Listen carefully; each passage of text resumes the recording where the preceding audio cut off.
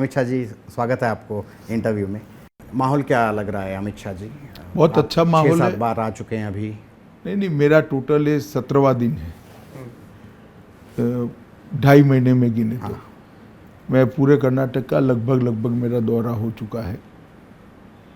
ज़्यादातर जिलों में गया हूँ, क्षेत्र तो सारे हुए हैं।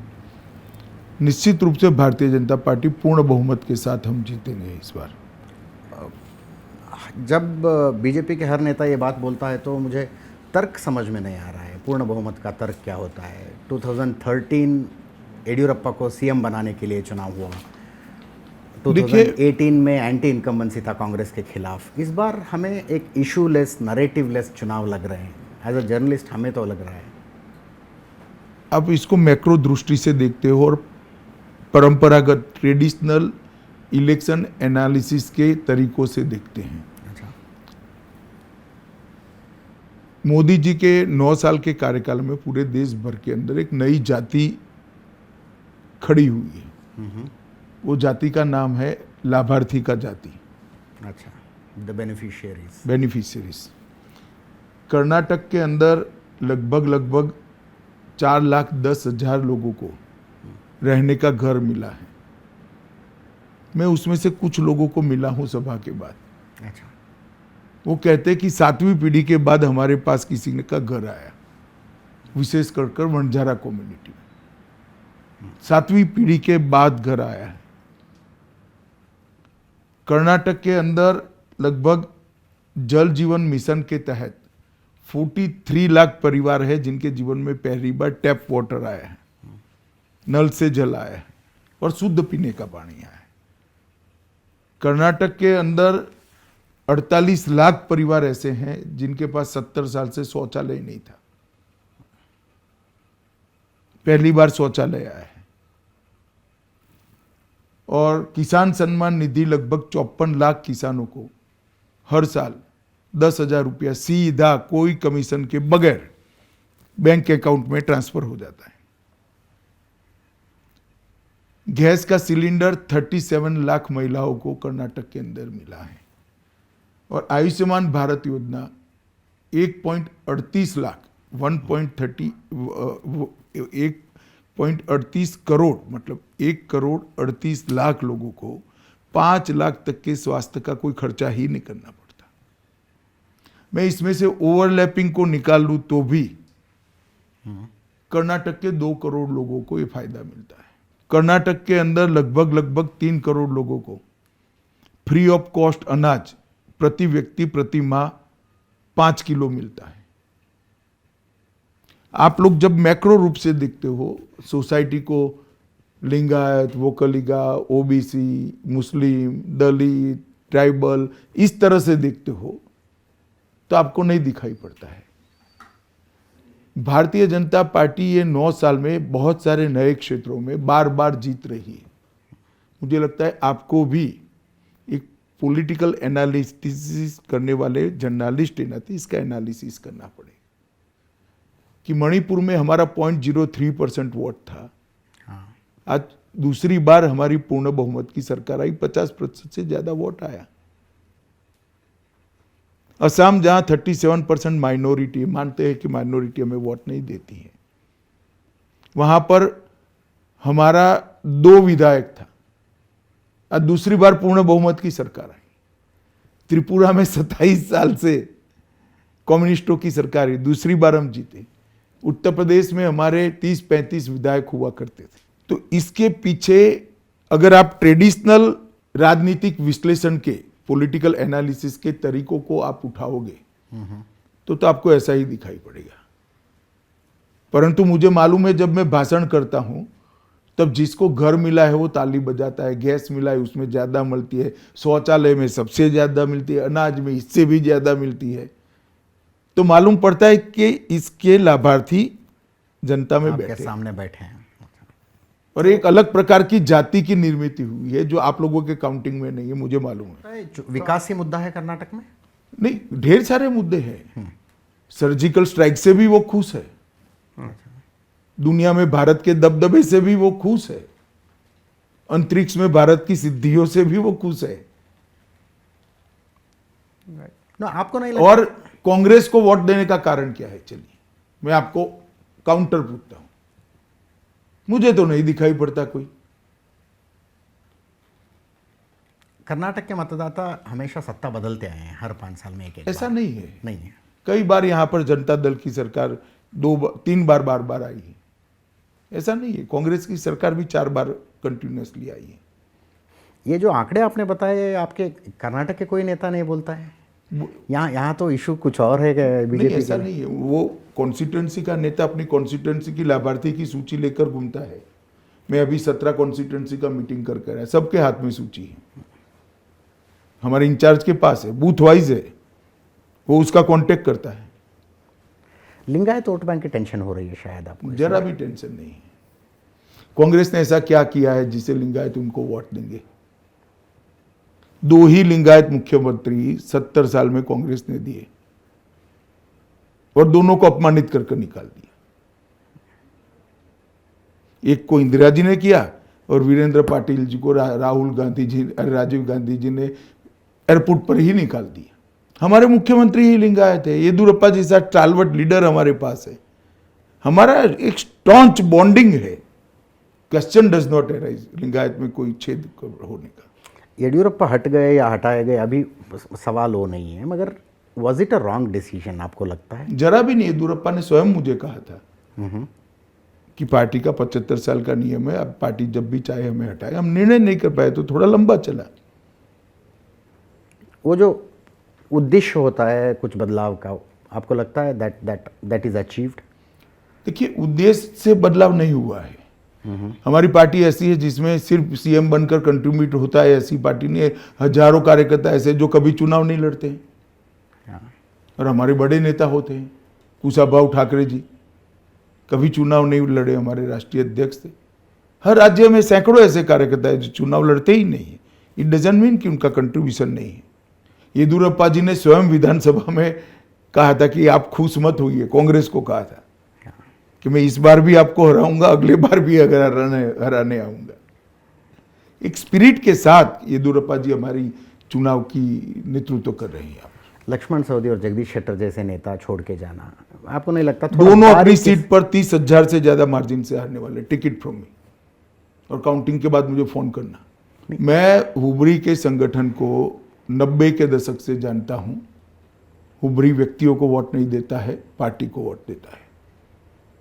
नहीं, आपको भी पता है कि हुबली सेंट्रल में जगदीश शेट्टर हारेंगे कि जीतेंगे, सवाल वो नहीं है। बाकी कॉन्स्टिट्यूएंसी में मतदाताओं पर क्या प्रभाव होगा, सवाल होगा। ऐसे नहीं होता। मतदाताओं पर ऐसा भी प्रभाव होता है कि एक व्यक्ति को इतनी बार विधायक बनाए, इतनी बार उप मुख्यमंत्री बनाए, इतनी बार मुख्यमंत्री बनाए, लीडर ऑपोज, एक बार टिकट नहीं दी, और अब विपक्ष के साथ आइडियोलॉजी के बगैर भारतीय जनता पार्टी का कार्यकर्ता कांग्रेस में जा ही कैसे सकता है अगर वो आइडियोलॉजी बेस्ड कार्यकर्ता है, सेल्फिश नहीं है तो। तभी जा सकता है जब अपने स्वार्थ के लिए राजनीति में तो अपने आप को एक्सपोज कर लिए हैं। जनता ये भी तो देखती है। जनता पत्रकारों की तरह नहीं होती है। जनता व्यक्ति का कैरेक्टर देखती है। गड़बड़ कहाँ पे हुआ? मतलब कम्युनिकेशन में कुछ प्रॉब्लम हुआ? ना, जरा भी नहीं। तय किया था पार्टी ने आपको नहीं लड़ाना है। उनको बताया नहीं गया था? बताया गया, मैंने स्वयं बताया कि आपको नहीं लड़ाना है, आपको पार्टी का काम करना चाहिए येदुरप्पा जी की तरह। कोई गड़बड़ नहीं हुई। वो हजम नहीं कर पाए निर्णय को। गड़बड़ का क्या सवाल है? और ढेर सारे लोगों के टिकट नहीं होते हैं, गड़बड़ नहीं है। जगदीश शेट्टर ज्वाइन होते ही कांग्रेस ऐसे बिहेव करने लगी कि उनको बहुत बड़ी ताकत मिल गई। यही इनका दिवालियापन है कि इनके पास नेतृत्व ही नहीं है। अगर भाजपा से कोई आएगा तो ही वो जीतेंगे। वो उन लोगों ने तो स्पष्ट कर दिया शुरू में, चुनाव के शुरुआत में ही स्पष्ट कर दिया कि हमारा नेतृत्व तो जीता नहीं पाता था भाई। ओ चलो अब जगदीश शेट्टर और ये आ गए सऊदी साहब तो हम जीत जाएंगे। इट मीन्स कि आप नहीं जीता पाते हो। लक्ष्मण सवदी एमएलए थे, जगदीश शेट्टर सिर्फ एमएलए बनकर क्या करते थे? उन्होंने बता दिया था कि मैं बोमई के नीचे मिनिस्टर नहीं बनूंगा। तो पार्टी ने फैसला लिया। ये पूरे 5 साल सऊदी एमएलसी थे। अपने लाभार्थियों के लिस्ट पढ़ रहे थे, किन किन योजनाओं में कितने लाभार्थी हैं, मगर आपके खिलाफ कांग्रेस कंप्लेंट दर्ज की है कि आपने लोगों को डरा रहे हैं कि कम्युनल क्लैशेस हो जाएंगे अगर कांग्रेस आ जाएगी। उसकी ज़रूरत क्या थी अमित शाह जी? नहीं, मैं डरा नहीं रहा भाई, मैं वास्तविकता बता रहा हूँ। इस देश के कम्युनल क्राइसिस का इतिहास निकाल लो, 90% कम्युनल क्राइसिस कांग्रेस के शासन में हुए। आपको भी आंकड़ों का स्टडी करना चाहिए, 90%। अच्छा, तो आप ये उनका रिकॉर्ड है, मैं रिकॉर्ड बताता हूं जनता को। तो आप कर्नाटक की इसमें जनता डराने की क्या जरूरत है? डरे, कोई नहीं डरता इससे। चेतावनी दे रहे हैं आप कर्नाटक ना, के मैं लोगों को? बता रहा हूं। तो उस कंप्लेंट को कंप्लेंट के लिए क्या कहेंगे? अब कंप्लेन अथॉरिटी के सामने करिए, अथॉरिटी विल डिसाइड। मुझे पूछेंगे तो मैं जवाब दूंगा कि मेरी मंशा क्या थी। कांग्रेस को कॉन्फिडेंट है उनके गारंटी स्कीमों के ऊपर? 5वां गारंटी कल ही राहुल गांधी देखिए, जी ने गुजरात announce में किया। गारंटी कार्ड बांट रहे थे, यूपी में बांटे थे, उत्तराखंड में बांटे थे, आसाम में बांटे थे, मणिपुर और त्रिपुरा में भी बांटे थे। इससे भी अच्छे अच्छे गारंटियां दी थी। जिस पार्टी का इमेज ना हो, इसकी गारंटी को कौन मानेगा बताइए? सवाल मेरे और आप जैसे लोगों के लिए नहीं है, मगर ये जो हमारे कैमरामैन है, 2,000 रुपये घर में मिलेगा, 200 यूनिट बिजली फ्री मिलेगी, नहीं, मगर इसने वो आप बहक नहीं जाता दिल? जरा भी नहीं बहकता, क्योंकि उसको ऑलरेडी शौचालय मिल चुका है मुफ्त में, अच्छा, 1,00,000 रुपये का। गैस का सिलेंडर फ्री ऑफ कॉस्ट घर में मिल चुका है। घर में बिजली के कनेक्शन बिना चार्ज लिए मिल चुका है। उसको 1,00,000 रुपये का घर ही मिल चुका है। उसके घर में फ्री अनाज आता ही है। उसको 10,000 रुपया किसान को सालाना मिलता ही है। ऑलरेडी एडवांस में गारंटी की जरूरत नहीं है, और एडवांस में मिल रहा है। उसको मालूम है कि सब बंद हो जाएगा, फिर ये सारी चीजें बंद हो जाएगी। 2,000 लेकर क्या करेगा बताओ? अच्छा, ये तो तर्क लगता है, लॉजिक लगता है। तर्क नहीं है, गरीब आदमी समझता है, आप नहीं समझते हो, क्योंकि आप बेनिफिशियरी नहीं हो। बेनिफिशियरी चीज को समझता है। नहीं, मैं अलग तरह का बेनिफिशियरी हूँ सर। जब भी देश से बाहर जाता हूँ तो बदलाव नजर आता है। पहले कैसे ट्रीट होता था, अब कैसे, हम अलग तरह के भारत का सम्मान बढ़ा है। पूरा भारत जो विदेश नहीं जाता है वो भी मानता है कि भारत का सम्मान पूरी दुनिया में बढ़ा है। यहाँ कांग्रेस के नेता मोदी जी के एक बयान की क्रिटिसाइज करते हैं, मजाक करते हैं। मोदी जी बोले थे, न खाऊंगा न खाने दूंगा। यहाँ पे आपकी सरकार पे 40% करप्शन की एलिगेशन है। पेसीएम का कैंपेन चला यहाँ मेरा पे। एक ही आपसे रिक्वेस्ट है कि 40% करप्शन का किसी भी कोर्ट में, किसी भी जगह एक भी केस अगर हुआ है तो आप मुझे बताइए। हम दावणगेरे में बात कर रहे हैं, चन्नगिरी में आप ही के एमएलए के बेटे ने 40 लाख रुपए रिश्वत लेते हुए पकड़ा गया। तो हमने जेल में भेज दिया, टिकट भी नहीं दिया।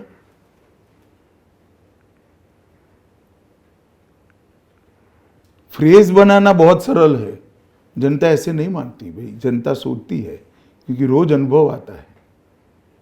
करप्शन एक मुद्दा नहीं है आपके हिसाब से कर्नाटक के? हमारी सरकार के खिलाफ नहीं है करप्शन। मुद्दा कांग्रेस अध्यक्ष और बाकी के लोगों के सामने जो एलिगेशन है इसका है। अगर डेवलपमेंट पे इतना ही भरोसा था तो ये रिजर्वेशन के डिसीजंस इतने जल्दी जल्दी में लिए गए हैं? नहीं, जल्दी जल्दी में नहीं लिए, जरूरत थी उनके? लेट लिए हैं। नहीं, चुनाव के इतने जल्दी में ना, जल्दी नहीं लिए हैं, लेट लिए हैं। बहुत लेट हो गया, जल्दी ले लेना चाहिए था। इस देश का संविधान, इस देश का कॉन्स्टिट्यूशन धर्म के आधार पर रिजर्वेशन की मान्यता ही नहीं देता है। अगर 4% रिजर्वेशन धर्म के आधार पर मिला है माइनॉरिटी को, तो वो रद्द हो जाना चाहिए, और हमने कर दिया। थोड़ा लेट हो गया, ये बात सही है आपकी। 1 साल पहले करना चाहिए था। मामला सुप्रीम कोर्ट में है, और ठीक है, सुप्रीम कोर्ट इस पर विचार करेगी। ये रिवर्स तुष्टीकरण लगता है कि कुछ लोगों को। वो 4% रिजर्वेशन दे के तुष्टीकरण कर रहे थे, आप उसको छीन के तुष्टीकरण कर रहे हैं। ऐसा है, देना या लेना दोनों चीजें संविधान के आधार पर होनी चाहिए। मैं और आप दोनों एक बात पर एग्री होंगे कि संविधान के आधार पर देश चलना चाहिए। हमारे संविधान की कोई भी धारा में अगर रिलीजन बेस्ड रिजर्वेशन का प्रोविजन हो तो कांग्रेस का कोई भी नेता मुझे बता दे, और अगर नहीं बता सकता है तो वो जस्टिफाई करे कि हमने किस चीज के लिए दिया था। इसको तुष्टीकरण कहते हैं। हमने तो करेक्ट किया है। और आपने तेलंगाना में बोला कि अगर वहां पे अधिकार में आएंगे तो वहां भी बिल्कुल, मुस्लिम रिजर्वेशन गैर संवैधानिक है। ओबीसी जातियां जो होती है, मुसलमानों में ओबीसी जातियां होती है, उसको रिजर्वेशन मिलना चाहिए। मुस्लिम एज सच नहीं मिलना चाहिए, हिंदू एज सच नहीं मिलना चाहिए, क्रिश्चियन एज सच नहीं मिलना चाहिए। कोई कास्ट अगर बैकवर्ड है तो उसको मिलना चाहिए, मगर मुस्लिमों को रिजर्वेशन देंगे, हिंदुओं को रिजर्वेशन देंगे, कल को तो कोई सरकार आएगी कि सारे हिंदुओं को रिजर्वेशन, चलो कर सकते हैं क्या? नहीं कर सकते हैं। सवाल तो आपका ये है कांग्रेस को पूछने का कि आपने करा कैसे था। वो तो क्रेडिट लेते हैं उनका। तो मैं यही कहता हूं, इसी को तुष्टीकरण कहते हैं। 4% मुसलमानों को मुसलमानों का रिजर्वेशन लेके आप उक्कलिगा को 2% और लिंगायत को 2% दे रहे हैं। नहीं, ऐसा है, आप पूरी चीज को समझे ही नहीं है। ये तीनों एक ब्लॉक में थे। 4% रद्द किया तो बाकी की 2 ब्लॉक को 2% मिल गया। हमने किसी का बढ़ाया नहीं, बाय डिफॉल्ट बढ़ा है। मगर हाँ, 2% वोकलिगा का और 2% लिंगायत का बढ़ा है। अभी कांग्रेस परसों सिद्धरामैया बोल रहे हैं कि वो अधिकार में आएंगे तो 70% तक रिजर्वेशन की रेंज बढ़ा देंगे। देखिए, आपको भी मालूम है, मुझे भी मालूम है, सुप्रीम कोर्ट का 9 जजों का एक जजमेंट है, 9 जज की बेंच का, कि नहीं कर सकते हैं। कौन मानेगा सिद्धरामैया जी की बात को? उनको भी मालूम है, मगर वो नाराज है तो ऐसी ऐसी चीजें बोलते रहते हैं। कुछ चीज़ें ऐसे भी बोले कि लिंगायत मुख्यमंत्री के बारे में वो भी सोच समझ कर ही बोले हैं। सोच समझकर। हाँ, वो नाराज है तो नाराजगी व्यक्त कर रहे हैं अपनी। इससे थोड़ी ना कांग्रेस का फायदा है। और खरगे जी का स्टेटमेंट कैसे देखते हैं आप? जहरीला सांप बोले प्राइम देखिए, कोई खरगे जी पर नहीं है, कांग्रेस के सारे नेता मोदी जी के खिलाफ इतनी नीचे स्तर की भाषा का उपयोग करते हैं। एक जमाने में सोनिया जी ने मोदी जी को खून का सौदागर कहा था, मौत का सौदागर कहा था। प्रियंका जी ने उनको नीची जाति का बता दिया था। ये आपके कांग्रेस के कोई एमपी है, हरिप्रसाद बीके, उन्होंने कुछ कहा था। मणिशंकर अय्यर ने कुछ कहा था, खरगे जी ने कहा। मगर जब भी कहा है वो चुनाव निश्चित रूप से हम जीते हैं, तो मुझे तो एक शुभ संकेत दिखाई पड़ता है। टोटल। और इन्होंने विड्रॉ भी किया शायद। हाँ, उनको मालूम पड़ गया है कि पब्लिक में बहुत रिएक्शन। चुनाव का ये डिस्कोर्स का स्तर बढ़ना चाहिए। We deserve a better discussion in elections, we as a voter. नहीं, मैं मानता हूं, मगर अकेली भारतीय जनता पार्टी नहीं कर सकती है, सभी ने बढ़ाना पड़ेगा। कार्यकर्ताओं में जोश कम दिखाई दे रहा है, ऐसा कोई सवाल ही नहीं है भाई। मैं तो घूम कर आया, आपके कैमरामैन भी वहाँ होते होंगे, विजुअल देख लीजिएगा। मैं कभी उदगिरी में कौन सा यादगिरी ऐसा रोड शो सोच ही नहीं सकता। हाँ, पॉलिटिशियंस को पता लग जाता है लोगों को रिएक्शन देके कि माहौल कैसा है। कभी सकलेशपुरा में जो रोड शो हुआ, मैं सोच ही नहीं सकता। हसन की सकलेशपुरा सीट है, इस पर ऐसा रोड शो हो सकता है। मेरे पास तो स्टेटिस्टिक है भाई, सीटों का बैकग्राउंड भी मैं जानता हूं। बहुत कुछ कॉन्स्टिट्यूशन, और ये दोनों सीटों पर मैंने पहले कार्यक्रम किए हैं। अच्छा, यादगिरी में भी किया है, सकलेशपुरा में भी किया है, और इस बार भी कर आया हूं। बहुत कॉन्स्टिट्यूएंसीज ऐसे हैं डिसिडेंट्स का आपको थोड़ा सरदर्द हो सकता है।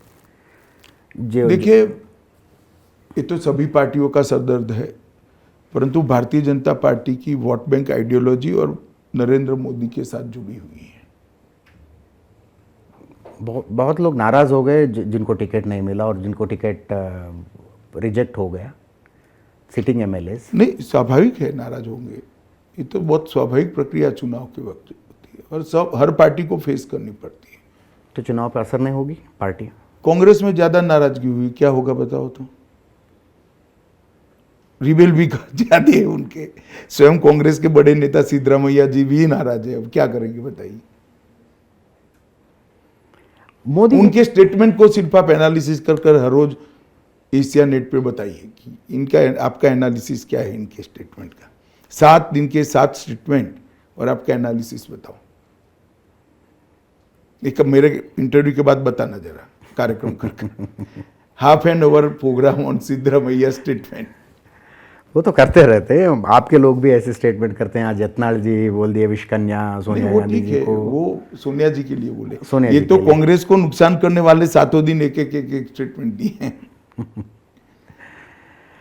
दिक्कत कांग्रेस को ये होती है, वो बार बार सवाल भी पूछती है कि मोदी को इतना बार क्यों लेके आते हो आप कर्नाटक में। This is not a parliament election, this is a Vidhan Sabha चुनाव है। एक बात समझ लीजिए, लोकतंत्र में चुनाव डेमोक्रेसी का सबसे बड़ा उत्सव होता है। नरेंद्र भाई देश के प्रधानमंत्री है और देश में कहीं पर भी चुनाव हो उनको जाना चाहिए। कांग्रेस को आदत पड़ी है मनमोहन सिंह की, जिनकी सभा ही नहीं हो सकती थी। अब हम क्या कर सकते हैं बताइए। मोदी जी को लोग सुनने आते हैं तो जाते हैं, मनमोहन सिंह जी को कोई सुनने नहीं आता था तो नहीं जाते थे। डेवलपमेंट की बात कर रहे थे आप अमित शाह जी। हम दावणगेरे में बैठे हैं, पानी का बहुत दिक्कत है यहाँ पे। महदाई आप बोल रहे बहुत कुछ किया है हमने, कांग्रेस वाले बोले कुछ भी नहीं हुआ है। महदाई, कलसा बंडोरी जो गोवा के साथ लड़ रहे हैं हम। देखिए ऐसा है कि मैं क्या कह रहा हूँ, कांग्रेस क्या कह रहा है, इसका कोई महत्व नहीं। जो हुआ है वो रिकॉर्ड पर हुआ है। महदाई में डिस्प्यूट लगभग रिजोल्व हुआ है, पूरी दुनिया जानती है। कलसा बंडूरी का भी काम हो चुका है, अपर कृष्णा का भी काम हो चुका है, सब लोग जानते हैं। जेडीएस ये कहती है कि ये सब अगर समस्याएं खत्म होना चाहिए तो रीजनल पार्टी ही आना चाहिए, नेशनल पार्टी से कुछ नहीं होगा। क्योंकि उनको हर पार्टी के लिए गोवा में भी कुछ इंटरेस्ट होता है, कर्नाटक में भी कोई इंटरेस्ट होता है, तमिलनाडु और कर्नाटक में इंटरेस्ट होता है। नहीं, मगर जब डिस्प्यूट 2 राज्यों के पास है तो रीजनल पार्टी कैसे रिजॉल्व करेगी?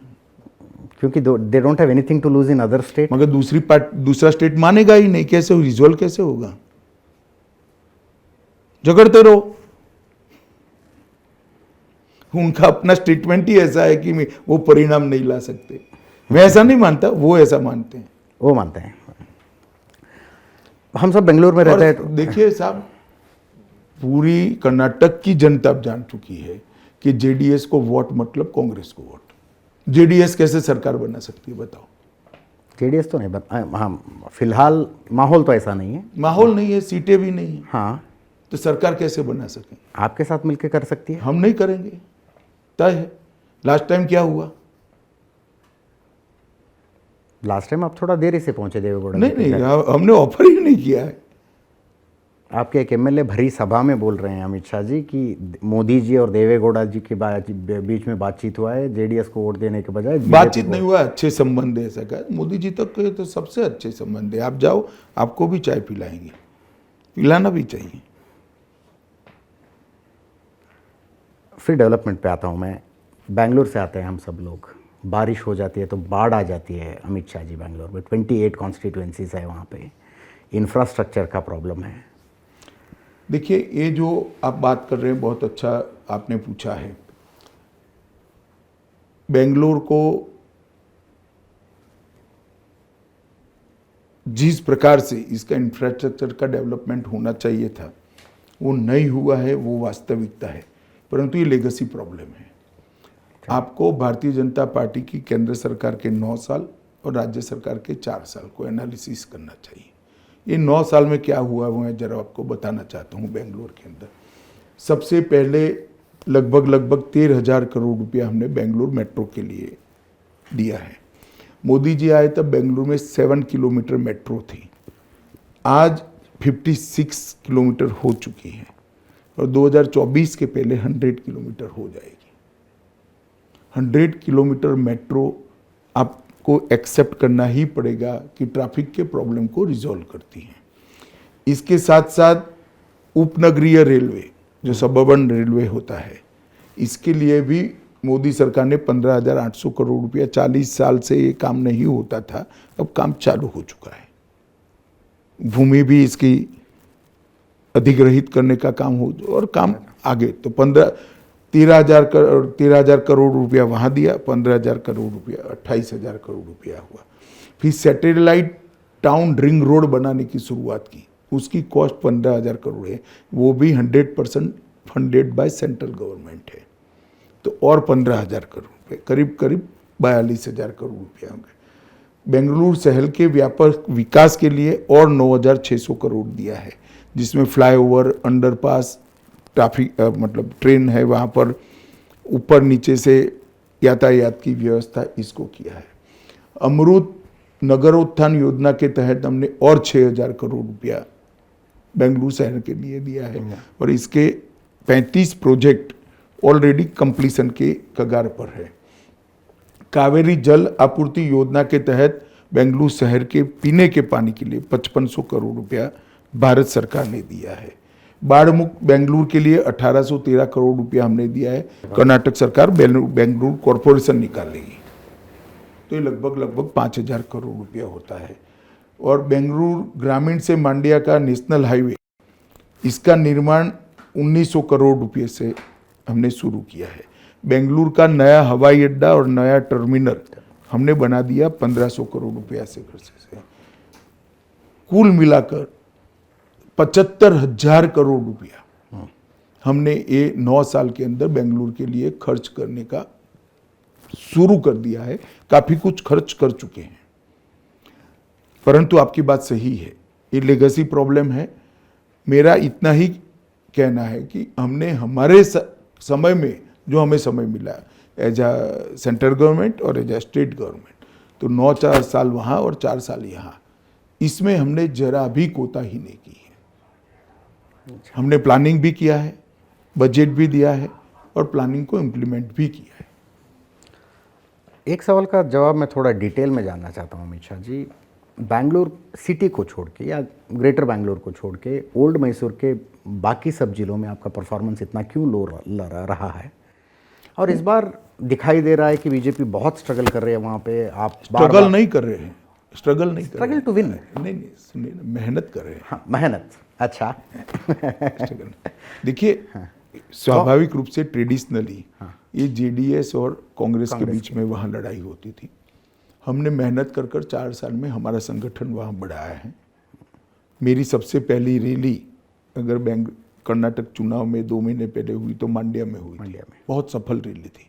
मोदी जी भी मांड्या में चुनाव के पहले रैली कर चुके हैं, और हम इस बार ढंग से वहाँ कॉन्सेंट्रेट कर अशोक को लड़ने के लिए भी, या सोमन्ना को लड़ने के लिए हम कॉन्सेंट्रेट कर लड़ रहे हैं। वो क्या राजनीति थी? कोई राजनीति नहीं। अशोक को हमारी पार्टी को एक्सपांड करना चाहते हैं। अशोक हमारे बड़े वोकल लीगा लीडर है, वो वहां जाकर लड़ेंगे तो अच्छा रिस्पांस मिलेगा। सोमन्ना बड़े लिंगायत लीडर है, वो वहां जाकर लड़ेंगे तो रिस्पांस मिलेगा। तो आप सीटों की बढ़ोतरी एक्सपेक्ट कर रहे हैं इस बार ओल्ड मैसूर रीजन में? सीटें तो जरूर बढ़ेगी, मगर मैं इतना कह सकता हूं कि अगले चुनाव में हमारे लिए वीक एरिया नहीं होगा, सीटें भी बढ़ेगी। जब कल्याण कर्नाटक की बात करेंगे तो SC/ST रिजर्व्ड कॉन्स्टिट्यूएंसीज बहुत आते हैं। 24 मार्च के दिन आपके यहाँ के सरकार ने एक डिसीजन ली रिजर्वेशन की, वो इंटरशिफ्टिंग के बारे में, दलित लेफ्ट, दलित राइट, और उसका कुछ नेगेटिव इम्पैक्ट दिखाई नहीं दे रहा है, स्पेशली बंजारा जैसे समुदायों में? जरा भी नहीं है। इसलिए एक तो बंजारा कम्युनिटी के लिए हमने बहुत कुछ किया है। इतने सालों से बंजाराओं को अपनी जमीन का हक पत्र किसी ने नहीं दिया था, भारतीय जनता पार्टी की सरकार ने दिया है। दूसरी बात, ये जो स्टैटिस्टिक पड़े थे राज्य सरकार के पास, आबादी के और एडमिशन के, आबादी के और नौकरी के, इस स्टैटिस्टिक को स्टडी कर बैलेंस कर निर्णय किया गया है। किसी को अन्याय होने की संभावना नहीं है, और मैं विषय को बहुत थॉरोली जानता हूं कि किस प्रक्रिया कितनी डिटेल हुई है, इसलिए मैं बता सकता हूं आपको। पहले दिन का रिएक्शन हमें देखने को मिला, येडियुरप्पा जी के घर पे पथराव हुआ।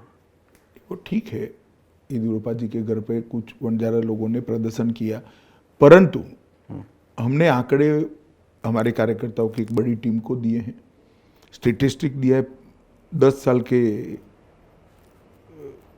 जो बेनिफिट्स मिलते हैं इसका, और अभी जो दिया है ये इससे ज़्यादा है।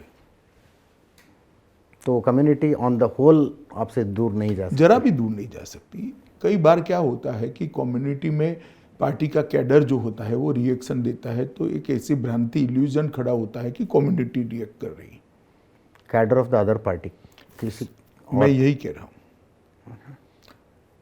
मैं आज भी, हमारे बंजारा कार्यकर्ता थे मेरी मीटिंग में अभी, मैंने सबको खड़ा कहकर पूछा आपकी बस्ती में क्या है अभी, तो उन्होंने तो 50 बेनिफिट्स मुझे गिना दिए। इस तरह का माहौल नहीं है, इतना सरल नहीं है। और अगर यही थ्योरी है तो लेफ्ट पूरा हमारे पास आ जाना चाहिए। अगर आपकी थ्योरी सही है तो ऐसे नहीं होता है, ना वो पूरा हमारे साथ आएगा ना ये पूरा चला जाएगा।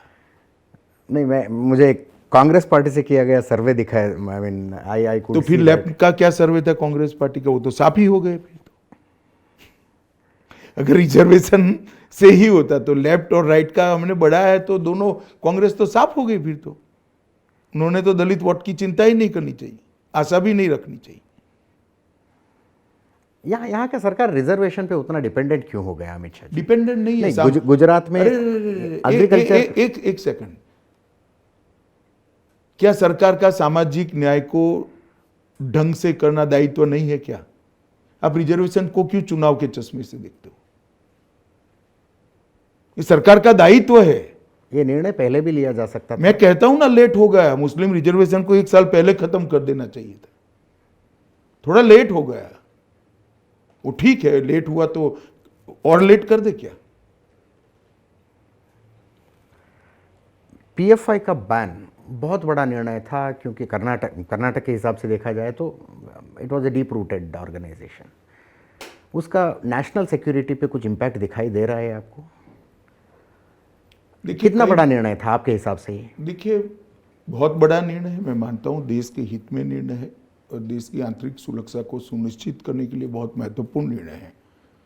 हमने सोच समझकर ये निर्णय लिया है और कर्नाटक नहीं, देश भर को इसका फायदा होने वाला है। आंतरिक सुरक्षा की दृष्टि से कोई भी ऑर्गेनाइजेशन देश को तोड़ने की प्रक्रिया में लगा हो तो हम आंख मूंद कर नहीं देख सकते उसको।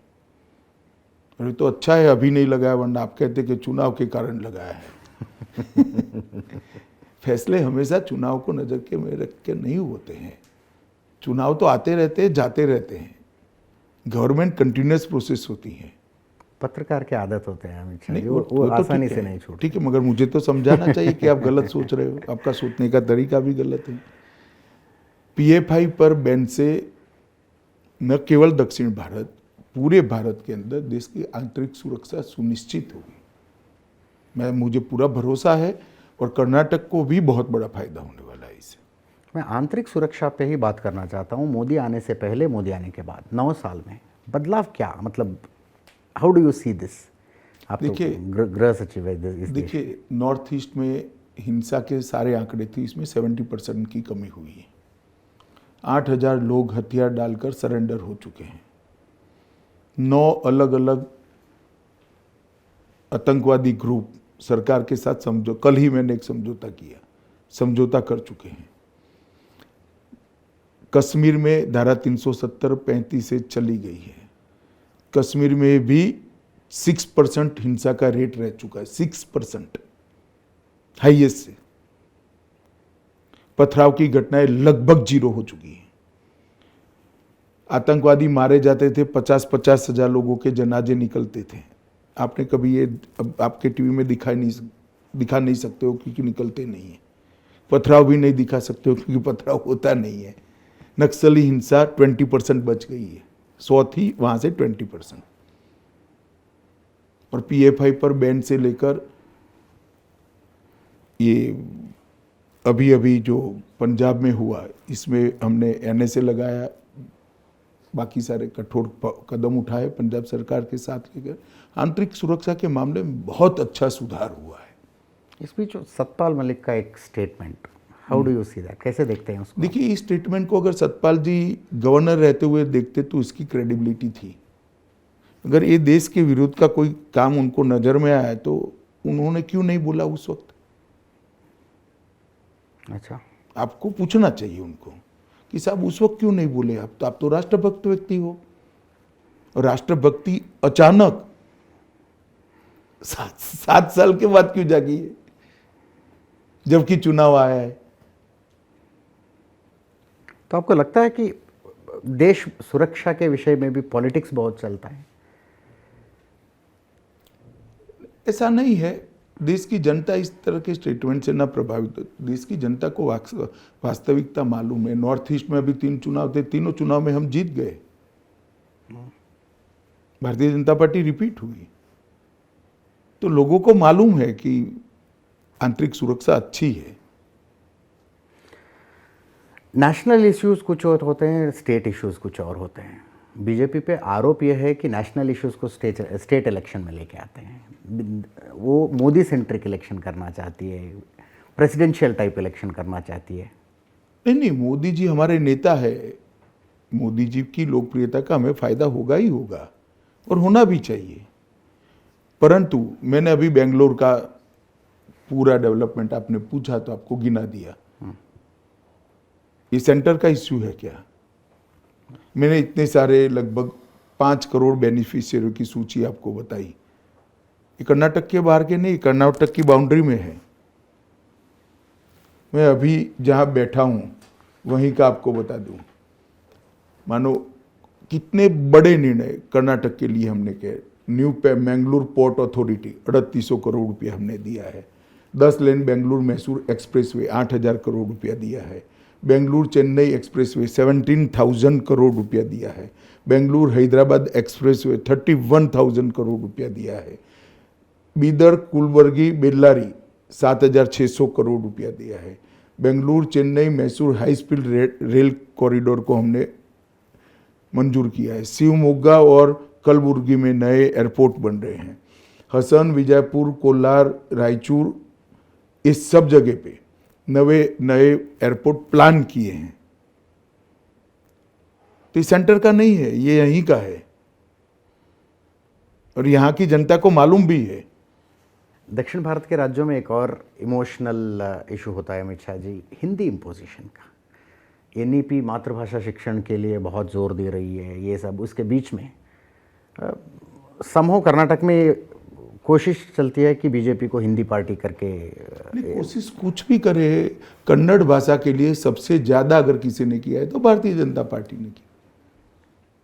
IAS, IPS, all India service की सारी एग्जामिनेशन मोदी जी आने के बाद कन्नड़ में देने की शुरुआत हुई। हमने सारे एग्जामिनेशन के अंदर कन्नड़ को सब भाषाओं को किएगा, अकेले कन्नड़ नहीं, शेड्यूल लैंग्वेज सारी करी। अभी CRPF के एग्जामिनेशन में कन्नड़ को इंट्रोड्यूस कर दिया। हमने तो कन्नड़ का व्याप बढ़ाया है।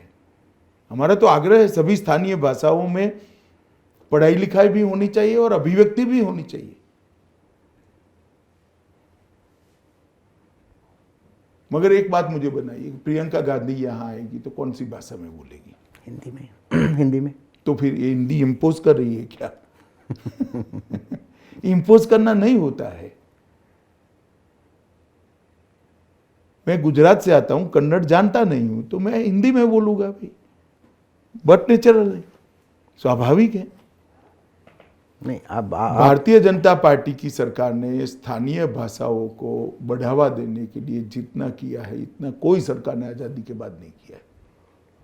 मेडिकल की एग्जाम हमने कन्नड़ में कर दी, गुजराती में भी कर दी, मराठी में भी कर दी, मतलब सारी ऑल शेड्यूल लैंग्वेजेस। फिर इंजीनियरिंग की एग्ज़ाम हमने कर दी। फिर IAS, IPS, all India services की एग्ज़ाम हमने कर दी। अब कांस्टेबल लेवल की एग्ज़ाम भी हमने सारी भाषाओं में कर दी। तो कन्नड़ माध्यम में पढ़ा हुआ, SSC पढ़ा हुआ व्यक्ति भी अब एग्ज़ाम दे सकता है, पहले नहीं दे सकता था। पहले सिर्फ हिंदी और अंग्रेजी में ली जाती थी, ये कांग्रेस के समय से हिंदी और इंग्लिश में ही ली जाती थी। अब मुझे बताइए ग्रामीण कन्नड़ लड़का कैसे एग्जाम देगा, वो जो कन्नड़ मीडियम में पढ़ा है, अब वो दे सकता है। ये तो हमने किया है भाई।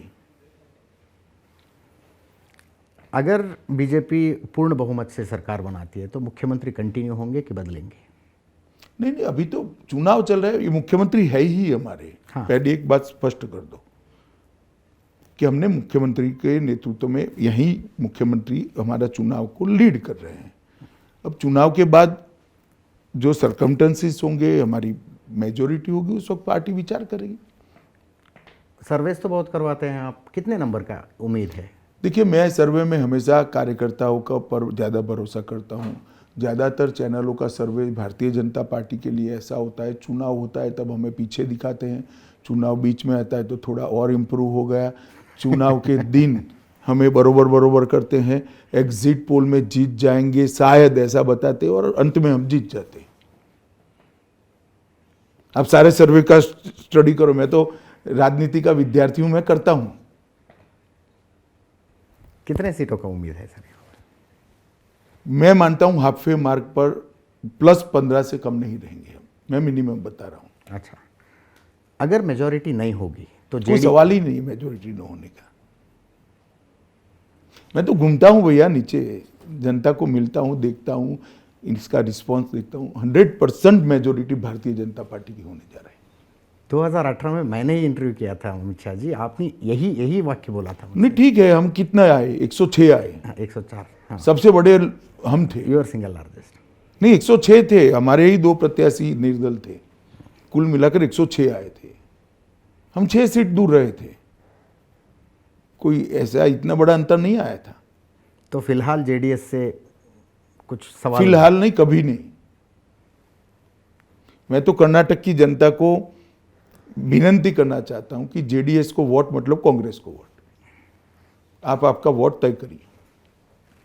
ये डबल इंजन सरकार की प्लैंक लेके जा रहे हो आप, क्या होगा अगर सेंट्रल में कुछ और पार्टी की सरकार है, राज्य में कुछ और पार्टी की? मैं बताता हूँ क्या हो सकता है। मैं बताता हूँ। एक ही योजना, किसान समृद्धि योजना, हमने सिद्धरामैया जी से लिस्ट मांगा, ये अपने क्या नाम, जेडीएस के कुमारस्वामी जी से लिस्ट मांगा था पहले, सिद्धरामैया जी, किसान सम्मान का, किसान सम्मान निधि का।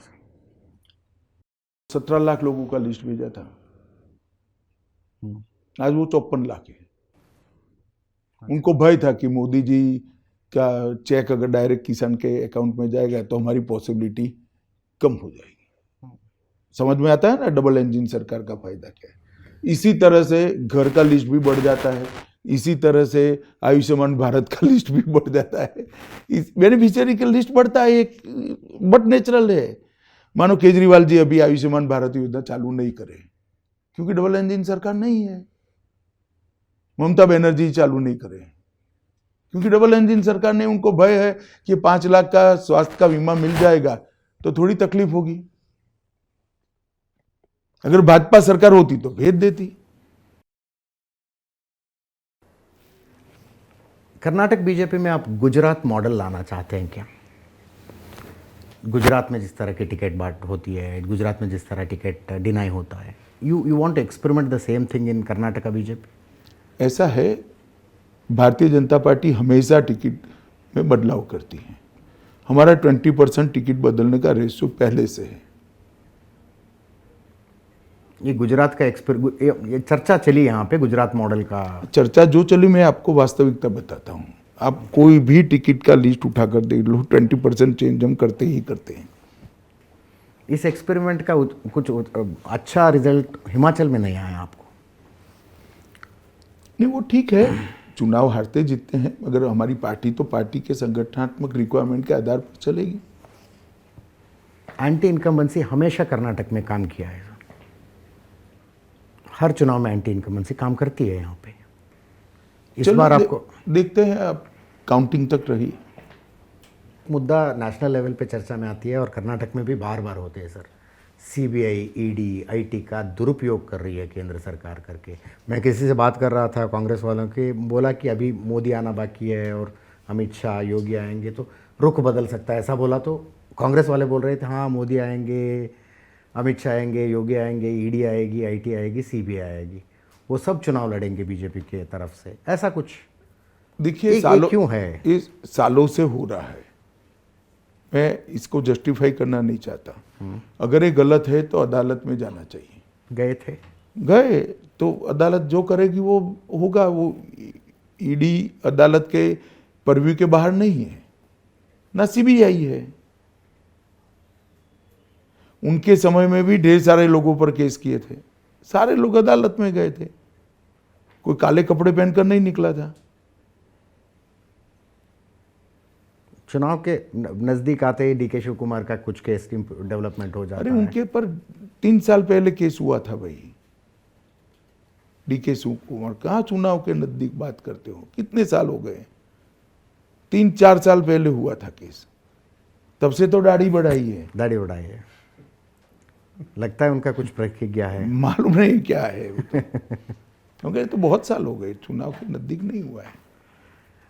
2024 लोकसभा चुनाव से पहले 3 और प्रमुख राज्यों के चुनाव होने वाला है सर। हम हमारे मजबूत राज्य हैं, हम अच्छा परफॉर्म करेंगे। अभी तो चुनाव की देर है, वहाँ पर नजदीक आएंगे तब बात करेंगे। परंतु 24 के चुनाव का मैं देश भर में दौरा करता हूँ, मैं नैरेटिव देख रहा हूँ और जनता का रिस्पांस भी देख रहा हूँ। 24 के चुनाव में हम फिर से एक बार 300 से ज़्यादा सीटों के साथ मोदी जी प्रधानमंत्री बनेंगे, सुनिश्चित है।